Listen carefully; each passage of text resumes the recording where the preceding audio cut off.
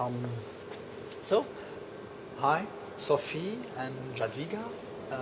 You are here at the 13th annual conference of AHRMIO, and you led this afternoon a very interesting workshop about, title was Women Travelers Health, Safety and Security Awareness, and I heard that you introduced 5 important topics. Could you give us more information about that? Sure. Well, our five topics are really based around 5 key principles of security and health when traveling. So the first one is about knowing your profile. So understanding what are you like as a traveler. Are you someone who's very outgoing? Are you someone who stays in? Do you speak the language? Anything that might affect the way you're perceived when you're traveling. The second one is around researching where you're going, your destination. So knowing, are there any particular security risks, any particular health risks? What are the kind of things you're going to have to be prepared for when you're in that destination? The third one is around being a hard target.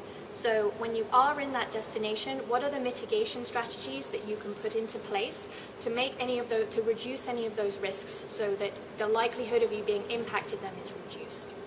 The fourth one is about confidence, that confidence can go a long way when you're traveling. It may be in terms of saying no to something, is just the very simple one, learning how to say no thank you in a polite but confident way to avoid people sort of with harassment or anything like this. And the final one we have is about staying calm. So in any situation, if any situation does arrive, whether it's a health situation or a security situation, and that could be anything from losing a passport to a mugging, is to stay calm, to find a safe place, and to reach out for help. And we started with a little test because we wanted to know if people are aware that there are, for example, gender differences also with travel health. And it was quite interesting for me to see that the audience thought that there were no differences. In fact, there are, and we mentioned only like 2 diseases, for example, gastroenteritis, and for example, where women are more likely to have a gastrointestinal disorder when they're traveling, and also, for example, malaria, whereas men are more prone to suffer from vector-borne diseases when they are abroad. And actually this was not really, the audience was not really aware about these potential differences. Interesting. Exactly my point. How did people react to these topics that you introduced? Well, they were very interested. Yes. as far as my perception is. Yeah, I mean, what people said is a lot of them had, that there's a certain level of complacency, perhaps, especially around women's travel, and especially, you know, perhaps women who are accustomed to traveling a lot, is they think they're already, you know, aware of most things, but what they said is that after the workshop it had brought up a lot of aspects that they'd actually not considered before, and a lot of messages which they thought would be needed to be transmitted to a much larger audience.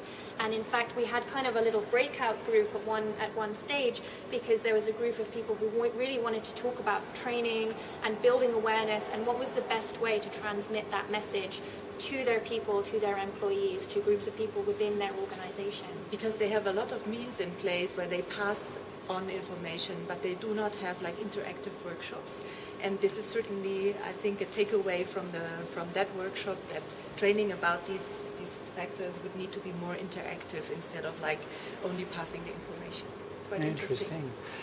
Just a point, as experts by International SOS, what do you think? I saw that in this very feminine thematic with feminine leaders, truck leaders. I saw some guys, I saw some men in the room. Do you think that there is really a difference of perception between a man and a woman, having to transmit, to understand also what the differences between the genders are? Well, there was one of the men who was attending the workshop is dealing a lot with gender topics, in his organization. So I think gender differences is something that concerns both men and women. So it's not only limited to women, and I think also men could benefit from taking a closer look at that. Sure. I think one of the things as well, I mean, at least when we're looking, as Yavigo already talked about the fact that men and women are prone to different kind of diseases. The same on the security side, we often see, although there are a lot of security situations that impact men and women in the same way, nevertheless, things like bag theft, sexual assault, sexual harassment is much higher incidence in women, so there are extra risks and there are extra precautions that have to take that in. I think the fact that there were men there as well, I mean, historically, perhaps security and in some sense medicine as well has perhaps been a more male-dominated field previously. But what we are seeing now is a lot more women coming up, a lot more female doctors, a lot more female security professionals. And a lot more women travelers. And a lot more women travelers, Right. yes, 45% of travelers are women now. And so we are seeing a growth in organizations wanting to have things specifically for women because it is a demographic we can easily section out and target with specific messages.